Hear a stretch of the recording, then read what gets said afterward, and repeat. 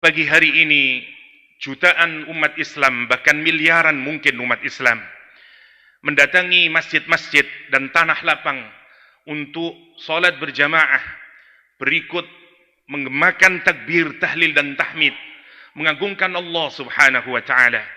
Karena pagi hari ini adalah hari berbahagia, hari Idul Adha.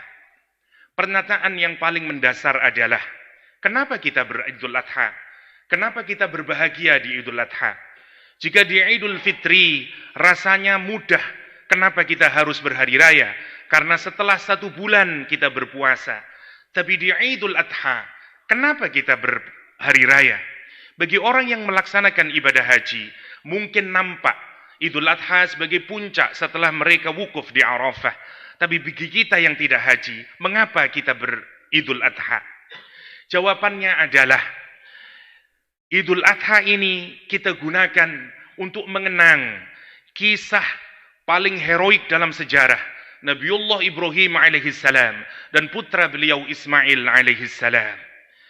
Pertanyaannya kemudian adalah, apa hikmah yang bisa kita ambil dari kisah yang menimpa beliau berdua, Khalilur Rahman dan putranya Ismail alaihissalam? Yang pertama adalah, kenapa kita ini harus meneladani Nabiullah Ibrahim alaihissalam? Allah subhanahu wa ta'ala misalnya menyatakan, Inna awlan nas bi Ibrahim lalladzina taba'uhu wa hadan nabiyyu walladzina amanu.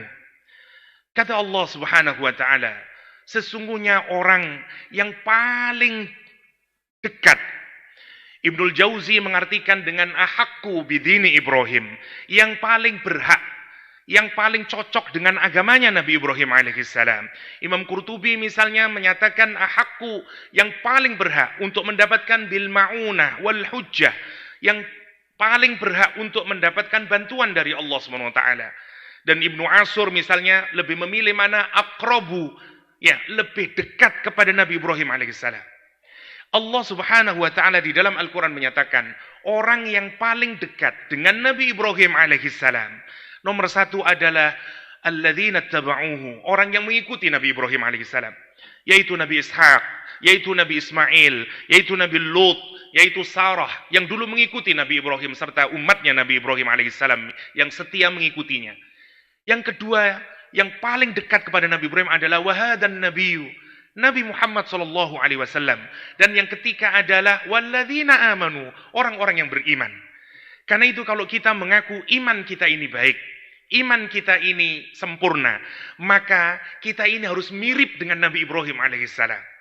Karena ciri dari orang yang imannya baik adalah dia akan memiliki kemiripan dengan Nabi Ibrahim alaihissalam. Inna awlan nas bi Ibrahim lalladzina taba'uhu wa hadan nabiyyu walladzina amanu. Yang kedua, kenapa kita ini harus meneladani Nabi Ibrahim alaihissalam? Karena Al-Quran juga menyatakan, Thumma awhayna ilaika anittabi' millata Ibrahim hanifa. Kemudian kami wahyukan kepadamu Muhammad sallallahu alaihi wasallam agar engkau mengikuti millahnya, agamanya Nabi Ibrahim alaihissalam yang hanif itu. Kita juga diminta oleh Al-Quran untuk mengikuti Nabiullah Ibrahim alaihissalam, mutaba'ah dengan millahnya Nabi Ibrahim alaihissalam. Ayat yang lain juga menyatakan, millata abikum Ibrahim huwa sammakum bil muslimin. Ikutilah agama bapakmu. Quran bahkan menyuruh kita ini memiliki kedekatan emosional dengan Nabiullah Ibrahim. Quran menggunakan kalimat bapak untuk Nabi Ibrahim alaihissalam agar kita punya ikatan spiritual, punya ikatan emosional, sebagaimana kita juga punya ikatan emosional kecintaan kepada Rasulullah sallallahu alaihi wasallam. Allahu akbar, Allahu akbar, Allahu akbar walillahil hamd. Yang pertama, apa yang bisa kita teladani dari Nabi Ibrahim alaihissalam? Nabi Ibrahim ketika masih muda sudah Allah jadikan menjadi nabinya. Al-Quran misalnya menyatakan, walaqad ataina rushdahu, sungguh kami berikan kepada Nabi Ibrahim alaihissalam rushdahu ay nubuwah, sudah dikasih nubuwah oleh Allah SWT kepada Nabiullah Ibrahim.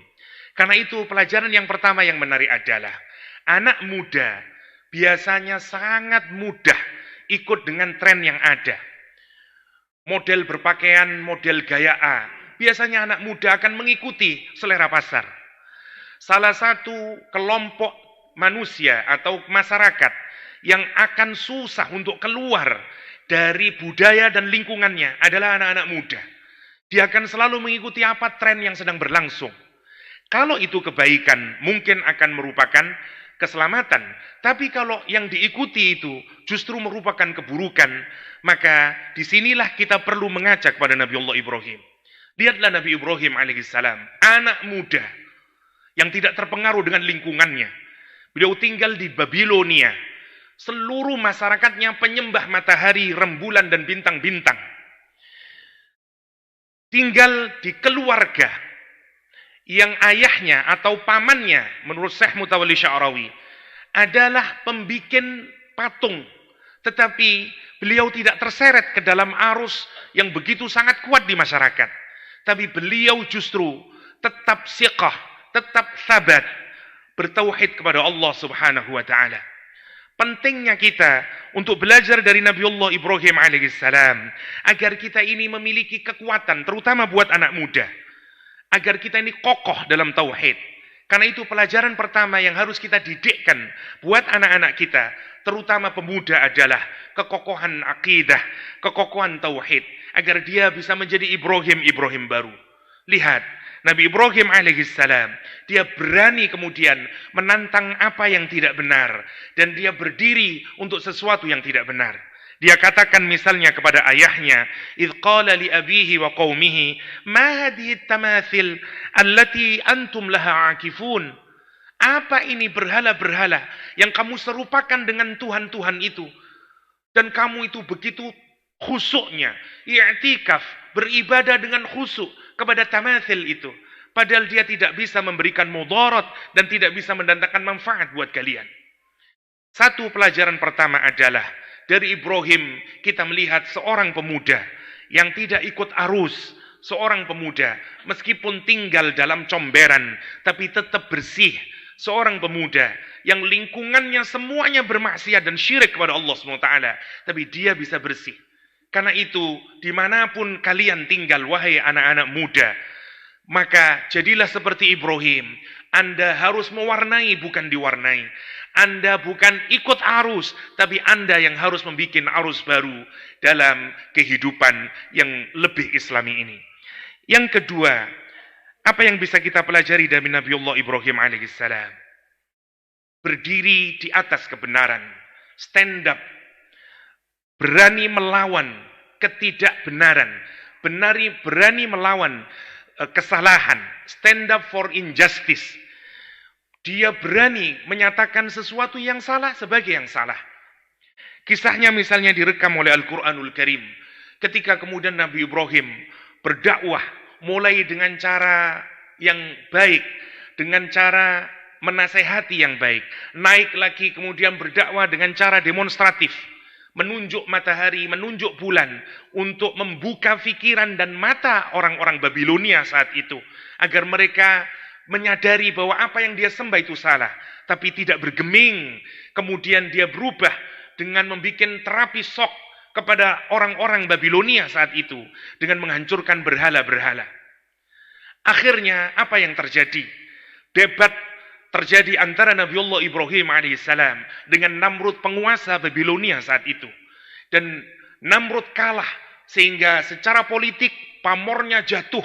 Dan kemudian Ibrahim dijadikan konsumsi politik oleh Namrud dan dibakar hidup-hidup. Yang menarik, sebelumnya Namrud membunuh tahanan, hanya memerintahkan algojonya untuk membunuh. Tapi untuk Nabi Ibrahim ini, Al-Quran menyatakan, "Ubnu lahu bunyana."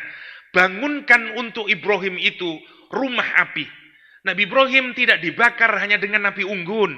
Nabi Ibrahim dibakar dengan membuat rumah api. Sangat besar. Bahkan misalnya, kalau kita baca dalam tafsir Al-Qurtubi, panjangnya adalah 80 dhira', 80 meter kira-kira. Lebarnya 40 meter. rumah yang sangat menjulang dan tinggi. Orang-orang mengumpulkan kayu selama 1 bulan lamanya. Karena diumumkan, semua penduduk harus datang membawa kayu, dikumpulkan di tanah yang lapang untuk dibangunkan rumah api untuk membakar Ibrahim alaihissalam. Personal difficulties, mendapatkan kesusahan secara personal. Begitu kemudian sudah dibikin bara api, bahkan orang-orang yang hamil, yang kesusahan untuk membawa api, dia menyatakan, kalaulah aku sehat, aku sendiri yang akan membawa kayu-kayu bakar itu ke tanah lapang. Apa kemudian yang terjadi? Sang raja kemudian menggunakan sosialisasi. Ibrahim dianggap sebagai musuh terbesar negara. Ya, the most wanted person, orang yang paling dicari di negara. Disimbolkan sebagai teroris paling besar. Kenapa? Karena Ibrahim sekarang dijadikan konsumsi politik oleh Namrud. Karena Namrud kalah dalam debat. Namrud kalah dalam segala argumentasi. Maka kemudian Namrud misalnya menyatakan, harriquhu, bakar Ibrahim. Wansuru alihatakum, tolonglah Tuhan-Tuhan kalian. In kuntum fa'ilin, jika kalian benar-benar orang yang committed, orang-orang yang sungguh melaksanakan agama kalian. Dibakar emosinya untuk benar-benar menganggap Ibrahim adalah musuh masyarakat saat itu.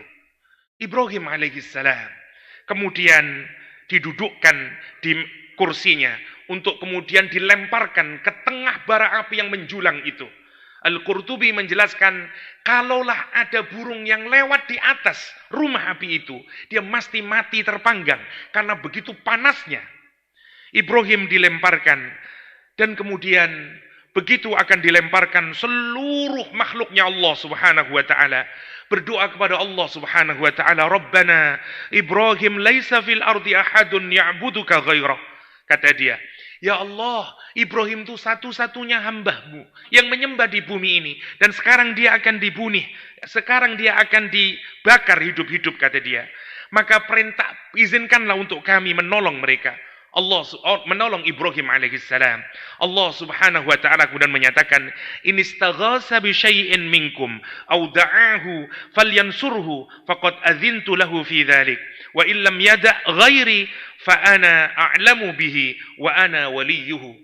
Kata Nabi Allah subhanahu wa ta'ala, jika Nabi Ibrahim meminta bantuan sedikit pun kepada kalian, atau dia memanggil-manggil minta bantuan kepada kalian, datangilah, bantulah Ibrahim, karena sesungguhnya aku telah mengizinkannya. Tapi kalau dia tidak berdoa dan minta tolong kepada selain kalian semuanya, kecuali meminta tolong kepadaku, ketahuilah, aku tahu apa yang sedang terjadi pada Ibrahim, dan aku adalah penolongnya, aku adalah walinya.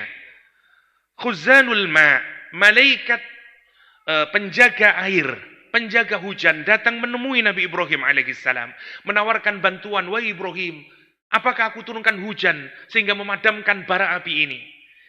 Malakur rih, malaikat angin datang menawarkan bantuan kepada Nabi Ibrahim alaihissalam. Apakah engkau mau aku padamkan api ini dengan anginku? Jibril bahkan datang kepada Nabi Ibrahim menawarkan bantuan. Nabi Ibrahim menyatakan, apakah semuanya ini adalah kehendak kalian atau justru kehendak Allah subhanahu wa ta'ala? Malaikat semuanya itu menyatakan, ini kehendak kami. Ibrahim alaihissalam menyatakan, amma minka fala, fa amma minallah fabala.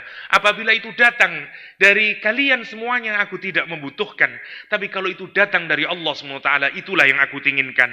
Allahumma antal wahidu fis sama. Ya Allah, engkaulah satu-satunya di langit sana. Wa anal wahidu fil ard. Dan akulah satu-satunya manusia di bumi ini. Laisa ahadun ya'buduka. Satu-satunya orang yang menyembahmu. Ya hasbi Allah wa ni'mal wakil, ni'mal maula wa ni'mal nasir. Loyalitasnya kepada Allah subhanahu wa ta'ala, trustnya, keyakinannya kepada Allah subhanahu wa ta'ala, menarik, mengakibatkan Allah subhanahu wa ta'ala kemudian menyatakan kepada api, ya narukuni bardan wa salaman ala Ibrahim. Maka pelajaran yang kedua yang kita ambil dari kisahnya Nabi Ibrahim alaihissalam adalah, kita ini dalam menjaga iman kita pasti akan mendapatkan kesusahan dalam hidup. Kesusahan-kesusahan pribadi. Mungkin kesusahan secara ekonomi karena kita hanya mencari rezeki yang halal. Mungkin akan dimusuhi bos kita. Mungkin akan dimusuhi oleh teman sejawat kerja kita. Mungkin akan banyaklah mendapat hal-hal. Karena kita tidak mau korupsi misalnya. Mungkin kita akan dimusuhi oleh teman sekantor kita. Yang menarik adalah, yakinlah, kalau kita akan mendapatkan kesusahan, bergantunglah kepada Allah SWT. Yakinlah kepada Allah. Tawakkullah kepada Allah SWT. Wa man yatawakkal fahuwa hasbuh. Sebagaimana Ibrahim wiridkan kalimat thayyibah yang datang dari bapak kita Ibrahim alaihi salam. Hasbi Allah, ni'mal wakil, ni'mal maula, wa ni'mal nasir. Yang ketiga, Nabi Ibrahim alaihissalam diuji dengan ujian yang sangat berat. Allah subhanahu wa ta'ala bahkan menyatakan bukan dengan kata bala, dengan kata ibtila. Wa idhibtala Ibrahim. Allah menguji dengan ujian yang berat kepada Nabi Ibrahim. Ujian yang jauh lebih menusuk lagi. Yang pertama, disuruh meletakkan istri dan anaknya di tempat yang tidak ada air, tidak ada tanaman, tidak ada manusia. Sepertinya, kalau kita pikirkan zaman sekarang, ini diletakkan di tempat yang memang pelan-pelan akan mati. Al-Quran menggambarkan tempatnya sebagai biwadin ghairi dhi zara'in. Satu lembah yang tidak ada tanaman sama sekali. Jika tidak ada tanaman, artinya tidak ada air. Kalau tidak ada air, tidak ada manusia tinggal di sana. Bayangkan anak yang masih menyusui itu, namanya Ismail alaihissalam. Ya, kemudian disuruh diletakkan bersama ibunya di tempat yang tidak ada manusia. Hajar bertanya, begitu sampai di tempatnya, apa kata Hajar? Ya Ibrahim, aina tadhhab wa tatrukuna bihadzal wadi alladhi laysa fihi insun wala syai'. Wahai Ibrahim, gerangan kemanakah engkau membawa kami ini? Kenapa engkau tinggalkan kami di satu lembah yang tidak ada manusia atau sesuatu pun? Ayah mana yang bisa menjawab pertanyaan istri dan anaknya ini? Ibrahim tidak mampu menjawab. Hatinya merintih, menangis kepada Allah Subhanahu wa ta'ala. Tidak ada kalimat yang muncul dari bibir mulia Ibrahim alaihissalam. Karena pertanyaan itu menusuk-nusuk jantungnya Ibrahim alaihissalam. Diulang lagi oleh Hajar. Ya Ibrahim, aina tadhhab wa tatrukuna biwahadal wadi. Kemana engkau bawa kami ini? Kenapa engkau tinggalkan kami di sini, wahai Ibrahim? Sampai 3 kali Hajar baru mengerti bahwa mungkin pertanyaannya yang salah. Dia ganti pertanyaan, ya Ibrahim, Allah amaraka bihada. Apakah Allah yang memerintahkan engkau agar meletakkan aku dan Ismail di sini? Nabi Ibrahim menyatakan, na'am. Lihat kalimat yang diucapkan oleh Hajar. Idzan la yudayyi'anallahu abada. Kalau demikian, Allah pasti tidak akan pernah menyia-nyiakan kami selama-lamanya. Trust, tawakul kepada Allah Subhanahu wa ta'ala. Lihat, tadi hikmah yang kedua, bagaimana kita melihat tawakulnya Nabi Ibrahim. Di hikmah yang ketiga kita melihat bagaimana tawakulnya istri, tawakulnya keluarga. Satu keluarga kemudian Hajar, air yang dibawa telah habis. Air susu tidak keluar. Ismail kecil menangis. Ibu itu lari ke Bukit Sofa dan Marwa, mencari-cari adakah orang yang lewat membawa air. Dia lihat dari Bukit Sofa, adakah orang, adakah kafilah, enggak ada. Dia lari lagi ke Marwa, adakah orang yang lewat, enggak ada. Bolak-balik 7 kali. Gambaran dari usaha, karena itu disebut dengan sa'i. Ibrahim yang meninggalkan istri dan anaknya dari tempat yang tidak kelihatan lagi. Sambil bercucuran air mata, dia menangkadahkan tangannya berdoa kepada Allah. Rabbana inni askantu min dzurriyyati biwadin ghairi dzi zar'. Ya Allah, aku telah letakkan anakku dan istriku sebagaimana yang kau perintahkan ya Allah. Di lembah yang tidak ada makanan apapun. Berikan ya Allah makananmu. Berikan ya Allah buah-buahanmu. Dan jadikan hati-hati orang itu tahwi ilaihim, jatuh cinta kepadanya, jatuh cinta ke tempatnya, jatuh cinta kepada Ismail dan Ibrahim dan Ismail, jatuh cinta kepada Makkah. Masya Allah, lihat gabungan dari usaha Hajar dan doa Ibrahim alaihissalam. Bayi mungil Ismail alaihissalam menjejakkan kakinya, yang menurut logika akal sehat tidak mungkin keluar air. Tapi itulah yang disemutkan dengan kemukjizatan. Muncul air Zam-Zam. Maka hikmah yang ketiga, dalam keluarga muslim harus ada tiga-tiganya. Harus ada yang bekerja sungguh-sungguh. Bekerja memulai dari yang bersih menuju kemuliaan, dari sofa menuju marwah. Dan harus ada yang berdoa kepada Allah Subhanahu wa taala, kerja spiritual. Biasanya untuk masyarakat kita, suami yang bekerja di luar, istri yang harus menangis kepada Allah, memohon rizki dari Allah yang halal. Anak-anak nanti akan tumbuh menjadi anak-anak sebagaimana Ismail, yang akan melahirkan mukjizat-mukjizat, yang akan melahirkan anak-anak yang saleh penuh barokah, yang manfaatnya tidak hanya dirasakan oleh kedua orang tuanya, bahkan dirasakan oleh semesta. Bukankah Zam-Zam sampai detik hari ini kita nikmati sampai mungkin yaumul kiamah, seluruh manusia akan merasakannya. Abu Dzar Al-Ghifari pernah 30 hari lamanya tidak makan apa-apa kecuali air Zam-Zam saja. Dan kata Abu Dzar, aku kenyang. Masya Allah. Ibnu Abbas bahkan mengajarkan doa sebagaimana yang kita ketahui bersama. Doa agar kita pandai dengan minum Zam-Zam. Kalau kita fikirkan, berkah siapa ini? Berkah keluarga Khalilur Rahman. Karena itu, kalau kita ingin memiliki keluarga sebagaimana keluarga Ibrahim, harus ada di antara kita usaha zahir sebagaimana Hajar, usaha batin sebagaimana Ibrahim. Dan anak-anak insya Allah, kalau diberikan makanan yang halal dan thayyib, dia akan lahir sebagaimana Ismail. Dan dia akan melahirkan Zam-Zam baru buat kehidupan kelak di kemudian harinya. Yang terakhir, hikmah berikutnya dari kisah Nabi Ibrahim alaihissalam adalah berbagi. Ketaatan kita kepada Allah harus berujung kepada kesolehan sosial kita. Nabiullah Ibrahim alaihissalam dikabarkan begitu dia habis dibakar dan dia selamat. Kemudian dia berdoa kepada Allah Subhanahu wa taala, "Inni dzahibun ila rabbi sayahdin." Ya Allah, aku akan pergi menuju ridhamu, aku tinggalkan kampung kafir ini, Babil. Dan dia kemudian berdoa kepada Allah, Rabbi habli minas salihin. Ya Allah, berikan aku anak yang saleh. Allah karuniakan Ismail. Tapi kemudian falamma balagha ma'hu sa'ya, saat Ismail itu sekarang sudah bisa diajak bekerja, sudah bisa berjalan-jalan, usia menurut para mufassirin sekitar 13 tahun lamanya usianya.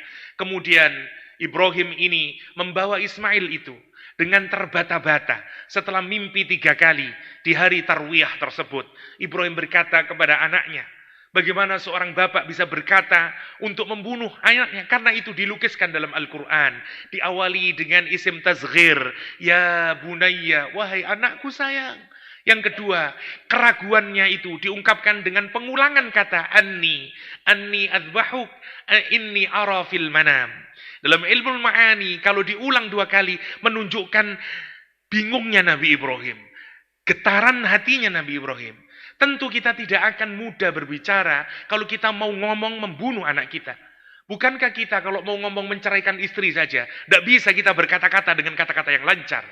Bayangkan sekarang Ibrahim, dilukiskan oleh Al-Quran, inni ara fil manam anni adbahuk, fangzur madza tara. Kemudian diminta bagaimana pendapatmu nak? Ibrahim tidak meminta agar Ismail kemudian menjawab dan menyatakan iya. Ibrahim memberikan kesempatan karena ini perintah yang sangat besar. Lihat, tapi karena Allah mengabulkan doanya Nabi Ibrahim, anaknya disebut dengan anak yang halim. Halim sifat musyabbah.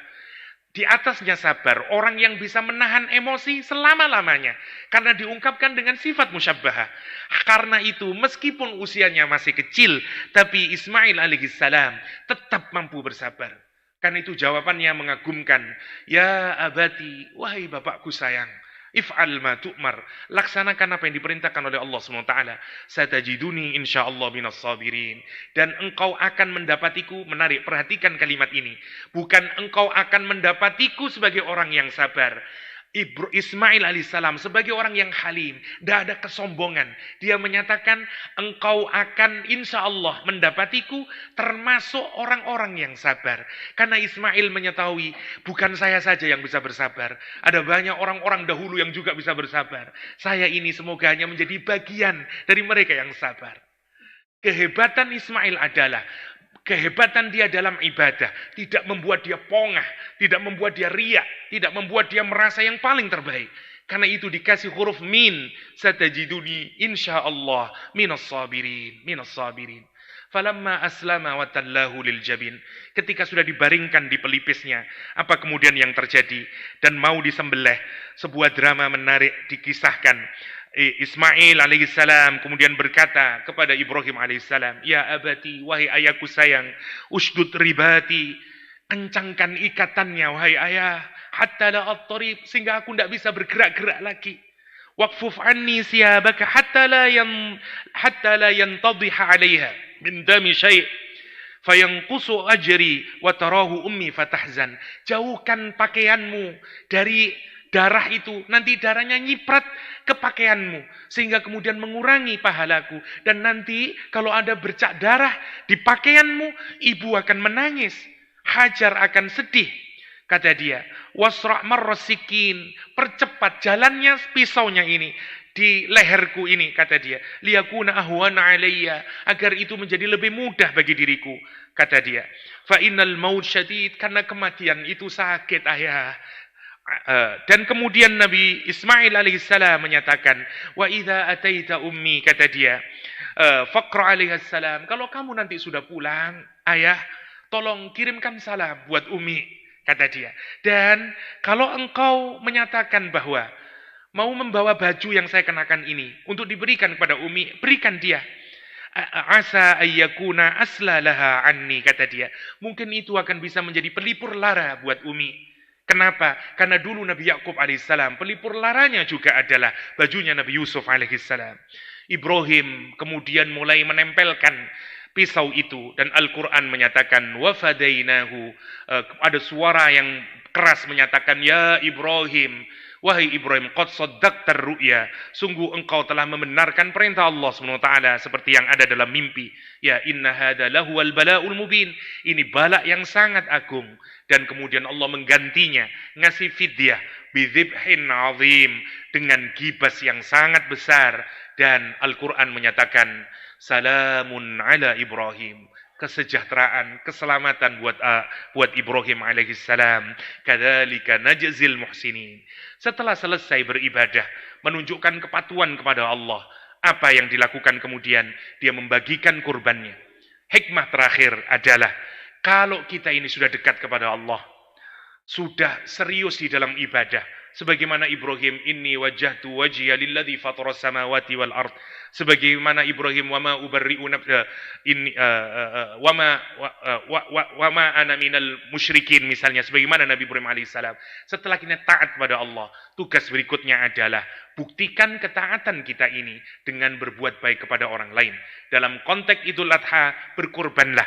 Karena bukti ketaatan seseorang kepada Allah ditunjukkan dia punya kepekaan sosial, punya empati sosial, punya ritual sosial yang baik, kesolehan sosial, sebagaimana Nabiullah Ibrahim dan Ismail.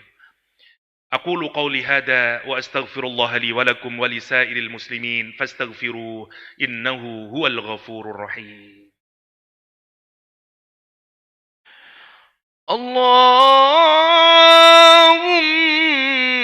salli ala sayyidina Muhammad wa ala ali sayyidina Muhammad.